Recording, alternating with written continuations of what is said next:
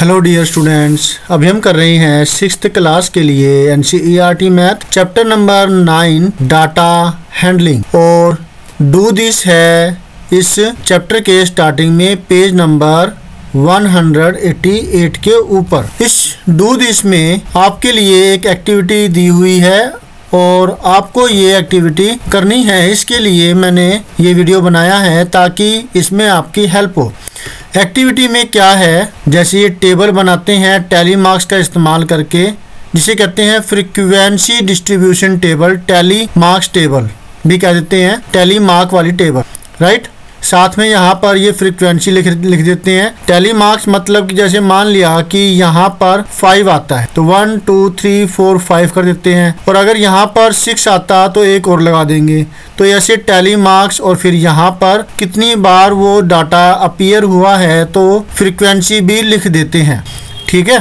तो फिर इस टैली मार्क वाली टेबल जिसमें फ्रीक्वेंसी भी लिखी हुई होगी, इसमें इस टाइप के क्वेश्चन में यहाँ पर क्या दिया हुआ वो देखिए। Collect information regarding the number of family members of your classmates and represent it in the form of a table. आपको क्या करना है, आपको अपने क्लासमेट्स की फैमिली के मेंबर्स के से कंसल्टेड एक टेबल तैयार करनी है, राइट। मतलब आपके जो क्लासमेट्स हैं उनकी फैमिली में कितने मेंबर्स है, आपको इसके बारे में एक टेबल तैयार करनी है, जो कि आपको यहाँ पर इनिशियल कर दी है, स्टार्टिंग कर दी है, जिसमें इतनी तो दिक्कत नहीं आएगी कि आपको कॉलम के स्टार्टिंग में हेडिंग में लिखना क्या है। यहाँ पर लिखना है नंबर ऑफ फैमिली मेंबर्स, इसमें लिखेंगे आप, मतलब यहाँ पर टैली मार्क्स डालेंगे और यहाँ पर आपको वो नंबर लिखना है जो कि यहाँ पर टैली मार्क्स में आया था। मतलब 1 2 3 4 5 6 7 आ गया और यहाँ पर फिर आप 7 लिखेंगे। Is that clear. फिर आपको कुछ और क्वेश्चनों के इसमें जवाब देने हैं। Find to which category most student belong. तो अब आपको बताना है कि कौन सी कैटेगरी से ज़्यादातर स्टूडेंट्स बिलोंग करते हैं। मतलब 5 फैमिली मेंबर वाले हैं या फिर 6 फैमिली मेंबर वाले हैं, 7 फैमिली मेंबर्स है तो उसमें कितनी फैमिली होंगी। तो आपको बताना है ये कि कितने स्टूडेंट्स सबसे ज़्यादा उस कैटेगरी से बिलोंग करते हैं। 6 फैमिली मेंबर वाले, 7 फैमिली मेंबर वाले जो है, या फिर 8 या फिर 4 या कुछ भी जो यहाँ पर अपीयर होता है। तो यहाँ पर जो सबसे ज़्यादा आएगा, मान लेते हैं 6 के केस में 7 स्टूडेंट्स आ गए, 7 फैमिली मेंबर्स वाले 8 स्टूडेंट्स आ गए और 4 फैमिली मेंबर्स वाले 3 स्टूडेंट आ गए। तो जो मोस्ट ज़्यादातर स्टूडेंट्स वो ये वाले हैं जो कि 7 फैमिली मेंबर से बिलोंग करते हैं। 8 स्टूडेंट्स के घर के अंदर 7 फैमिली मेंबर्स है, यानी कि वो जॉइंट फैमिली है जिसमें दादा दादी चाचा चाची भी हो सकते हैं साथ में, और वो साथ साथ रहते हैं। Is that clear. तो इस प्रकार से आपको बताना है कि कौन सी कैटेगरी के अंदर सबसे ज़्यादा बच्चे बिलोंग करते हैं, सबसे ज़्यादा स्टूडेंट्स बिलोंग करते हैं। इतना आपको समझ में आ गया। उसके बाद फिर यहाँ पर नीचे भी कुछ आपके लिए दिया गया है, वो देखिए। Make a table and enter the data using tally marks. आपको अब क्या करना है, टेबल बनानी है आपको, और फिर उस जो डाटा आपके पास एंटर हुआ है उसकी मदद से आपको टैली मार्क्स लगाने हैं, ठीक है। और find the number that appeared the maximum number of times. वो आपको बताना है कि वो नंबर बताना है कि जो सबसे कम नंबर, सबसे कम बार जो अपीयर हुआ है, सबसे कम टाइम आया है वो, और जो सबसे ज़्यादा बार आया है आपको वो लिखना है। और सेम नंबर ऑफ टाइम्स कोई आए हैं यहाँ पर राइट हैंड साइड में तो आपको वो लिखने हैं। जैसे कि यहाँ पर मैंने एक टेबल बनाई है जिसमें कि जैसे ये 6 जो है वो 6 बार 6 स्टूडेंट्स जो है वो उनके घर के अंदर 6 फैमिली मेम्बर्स है। तो मतलब जो ये 6 है, 6 स्टूडेंट्स के लिए अपीयर हुआ है। 7 जो है वो 2 स्टूडेंट्स के लिए अपीयर हुआ है। तो यहाँ पर आपको बताना है वो नंबर जो सबसे कम बार अपीयर हुआ है। तो वो ये वाला नंबर है, मतलब जो ये 7 और जो 9 है, ये सबसे कम बार आया है, दो बार, राइट। अगर मैं इसको 2 की जगह 3 कर दूं, यहाँ पे 3 कर दूं और यहाँ पे 3 कर दूं, तो फिर ये तो 3 हो गया, तो मिनिमम नंबर ऑफ टाइम के लिए बस फिर ये वाला रह जाएगा। तो इसका मतलब हुआ जो 7 है नंबर, ये सबसे कम बार अपीयर हुआ है। और सबसे ज़्यादा बार के लिए पूछा गया है मैक्सिमम नंबर ऑफ टाइम्स, तो जो वो 4 है वो सबसे ज़्यादा बार अपीयर हुआ है, 10 बार अपीयर हुआ है। तो ये आंसर हो जाता है उसका राइट।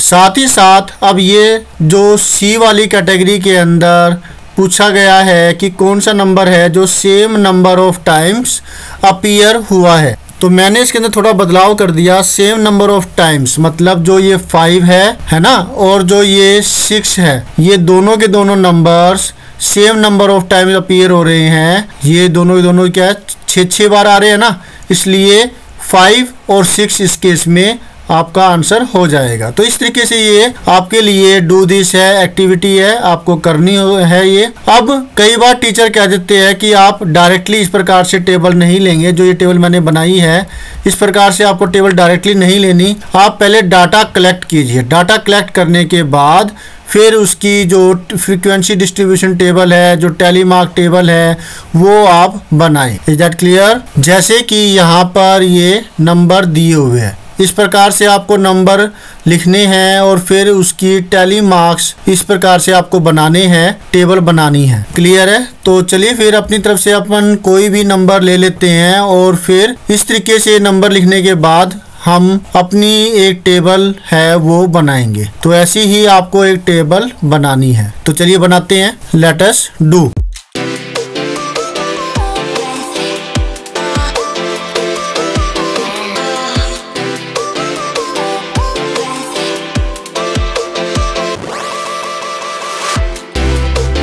तो सॉल्यूशन इसका मैं यहीं पर कर देता हूं। ओके, ये वाला क्वेश्चन कर देते हैं गायब।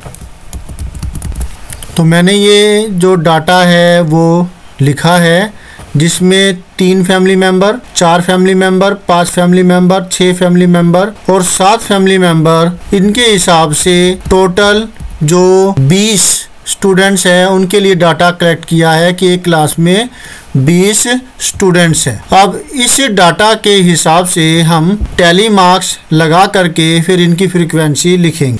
ठीक है, मुझे 4 नाम तक याद रहते हैं, ज़्यादा भी रह सकते हैं लेकिन गलती हो सकती है। तो 4 में मुझे कोई दिक्कत नहीं है। अगर आप 2 याद रख सकते हो तो 2 के हिसाब से कर लीजिए।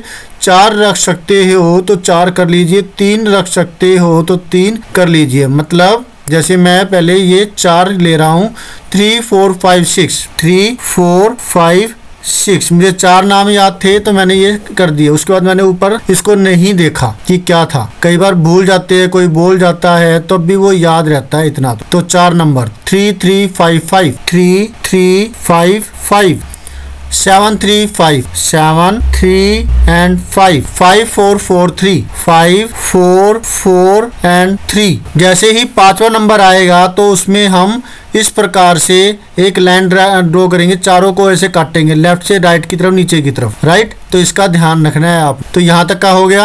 अब हमें करने हैं ये 5 ये नंबर है, ये रह जाते हैं। 6 3 3 5 7, 6 3 3 5 and 7। तो ये सारे नंबर पूरे हो गए इस प्रकार से। अब जो number of students with that many family members ये लिखते हैं। ये आए हैं टोटल 5, इतने हैं ये, इससे आए, और 2 ये हो गए, 5 और 2 हो गए 7। तो फिर 7 लिखेंगे यहाँ पर। क्लियर है? ये है 3 टैली है तो इसलिए 3 हम लिखेंगे यहाँ पर। ये हो गए 5 और ये हो गया 1, 5 + 1 हुआ 6, तो 6 लिख दिया यहाँ। और फिर यहाँ पे 2 है तो 2 लिखा, 2 है तो 2 लिखा। अब इसको प्लस करके जरूर देख लीजिए कि जो यहाँ पर जो नंबर दिए हुए थे ये थे टोटल 20। तो क्या इनको प्लस करके भी आपको 20 मिलता है क्या? अगर 20 मिल रहा है तो ठीक है। कई बार तो 20 मिल भी जाता है लेकिन यहाँ कहीं ना कहीं कोई गलती हो चुकी होती है, तो इसलिए थोड़ा ध्यान से प्रैक्टिस करेंगे ना तो और भी ज़्यादा अच्छे से ये गलती होएगी नहीं और बहुत ही अच्छे तरीके से आपका सोल्यूशन है वो हो जाएगा। 7 + 3 10, 6 + 2 + 2 10, 10 + 10 20 आ रहा है। इसका मतलब हमारा सोल्यूशन ओके है। क्लियर है? गुड। तो इतना ही हमें एक बार यहाँ तक की जो टेबल बनाने की बात हुई थी तो ये वाला हो गया, ये वाला make a table and enter the data using tally marks. ठीक है, तो ये हो गया। अच्छा, एक क्वेश्चन और भी था, find to which category most students belong, किस कैटेगरी से ज़्यादातर जो स्टूडेंट्स है बिलोंग करते हैं। तो वो तो टेबल बनाएंगे तभी तो क्लियर होगा। तो ये टेबल का जो सॉल्यूशन है हमने कर दिया, इसकी टेबल हमने तैयार कर ली है। तो अगर इसका भी आंसर लिखना चाहे तो उसका आंसर हम लिख सकते हैं यहाँ पे, to which category the most students belong, ये था क्वेश्चन। तो यहाँ पर आया ये वाला जो सबसे ज़्यादा बार आ रहा है, right. So most students belong to the category belong to 3 family members, ये आप लिख देंगे। ठीक है, तो एक तो ये वाला ही आंसर हमने कर दिया जो हमसे पूछा गया था क्वेश्चन की स्टार्टिंग के अंदर इससे पहले। अब बारी है इनको फिल करने की जो ये हमें दे रखा था। ठीक है, पहला है the minimum number of times, तो मिनिमम नंबर ऑफ टाइम्स तो ये दो आ गए, ये वाला 6 और 7, राइट। तो इसमें आ जाएगा 6 and 7, और अगर बाय चांस मान लेते ये 3 होता तो फिर सिर्फ 6 से आपका आंसर होता। ठीक है, नेक्स्ट है कि the maximum number of times, जो सबसे ज्यादा स्टूडेंट्स है, जो सबसे ज्यादा बार अपीयर हुआ है कोई नंबर, तो वो नंबर अपीयर हुआ है 3, ये वाला 7 बार अपीयर हुआ है, राइट। तो वो नंबर जो है वो 3 हुआ जो कि सबसे ज्यादा बार अपीयर हुआ है, तो यहाँ पर हम लिखेंगे 3। नेक्स्ट है क्वेश्चन आपके लिए, same number of times, same number of times appear होने वाला नंबर है ये वाला 6 और 7, राइट। तो यहाँ पर भी सेम आंसर होगा जो यहाँ पर आया था 6 and 7। अब ये जो आंसर है डिफरेंट हो सकता है और वो डिपेंड करेगा आपके पास कौन सा डाटा कलेक्ट हुआ है। अब अगर ये सेम टू सेम यही हुआ है तो आंसर होगा यही जो हमने किया, नहीं तो ये अलग हो सकता है जब आप खुद से इसको करेंगे अपने जो क्लासमेट्स के साथ।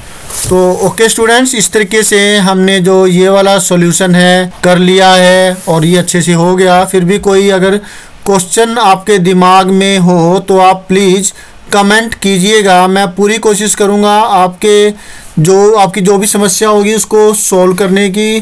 और फिर मिलेंगे नेक्स्ट वीडियो में जिसमें हम करेंगे जो ट्राई दीज इसके बाद है या कोई डू दिस है इसके बाद। Okay then, bye.